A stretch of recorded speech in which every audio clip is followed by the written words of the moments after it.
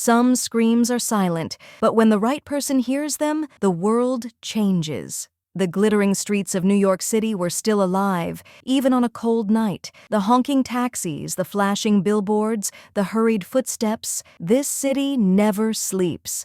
But in the middle of all this chaos, there was someone no one noticed. A 10-year-old boy named Ryan sat in the corner of a dilapidated building, his tiny body curled up for warmth. Life was hard for him, and bad people were making it even harder. In front of him was a torn paper cup that could barely hold a few coins, but he couldn't see the people passing by. He could only sense their presence. Some of them threw in a few coins out of pity, and some made a few mean comments that hurt his pride.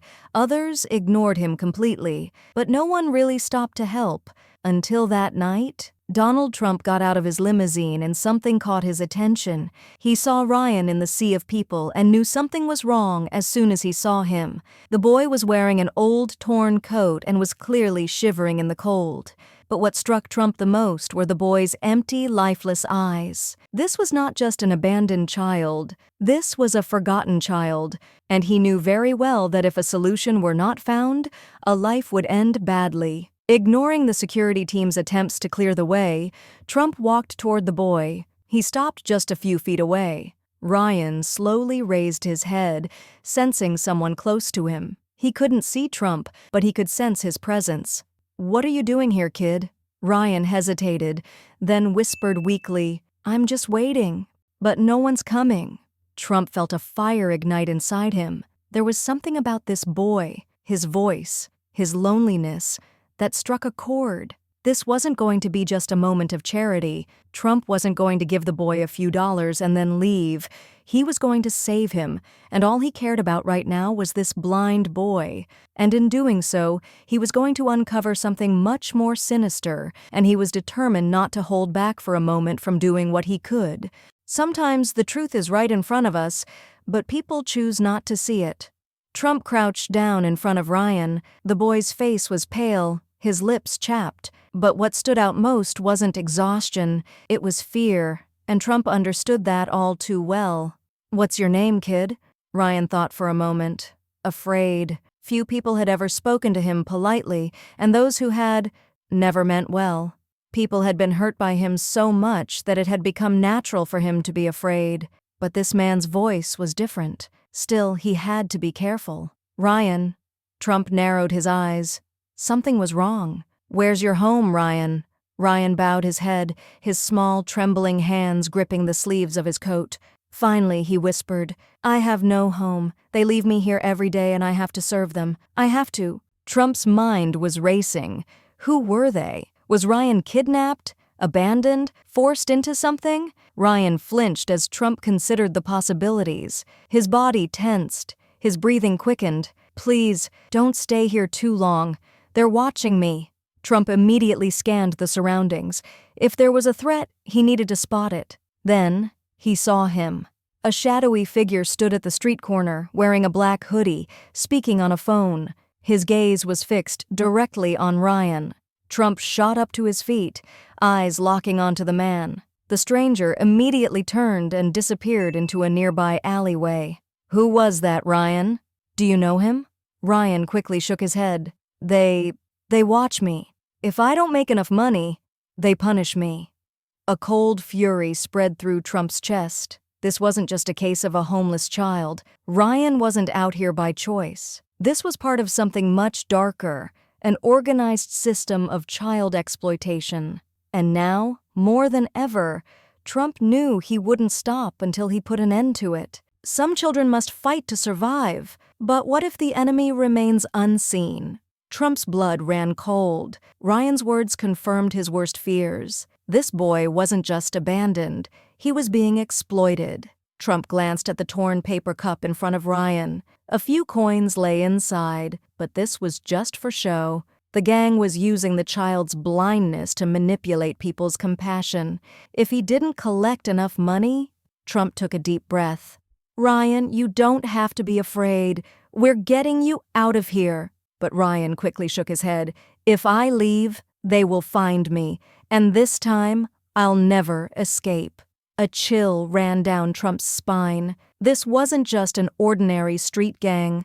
The way Ryan spoke, his certainty that he'd be lost forever, meant they had done this before. People had disappeared. Then, from the shadows a few meters away, another figure emerged. He wore a black hood, just like the one Ryan had mentioned before, but this time, he wasn't alone. Two more men joined him, their silent gazes fixed on Trump. Trump inhaled slowly, masking his tension. Without looking directly at his security team, he gave a subtle nod.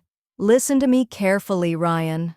Ryan's breathing was shallow. He could feel Trump leaning closer. "We're walking away now, but don't look back, and no matter what, don't show fear." Trump stood up, signaling his security team. The men understood instantly. Their eyes locked onto the gang members, watching for any sudden moves, but the gang had already caught on. If Ryan escaped, their entire operation could be exposed. That was a risk they couldn't afford. As Trump and Ryan moved away, the gang leader pulled out his phone and swiftly sent a message. This wasn't over. Some battles seem lost before they even begin, but what matters is knowing when to fight.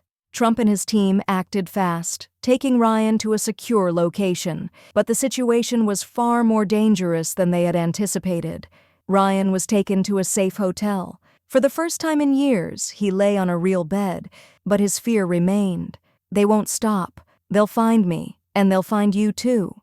Trump sat beside him. He had faced many high-stakes situations in his life, but nothing had felt as cruel as this. "Listen to me, Ryan. You're safe now. No one is taking you." Ryan lifted his head slightly. "Is that what you think?" Trump frowned. "What do you mean?" Ryan took a shaky breath. "They know I'm here. They're coming." Just then, a noise from outside the hotel shattered the moment. One of Trump's security officers rushed in. "Sir, there are men outside. Black hoodies. They're trying to get in." Trump immediately stood up. "This ends now." He pulled out his phone and called the FBI directly. This was no longer just about rescuing a child.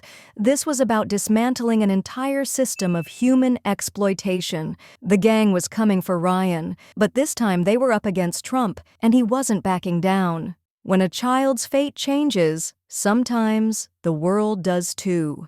Trump stood by Ryan's bedside.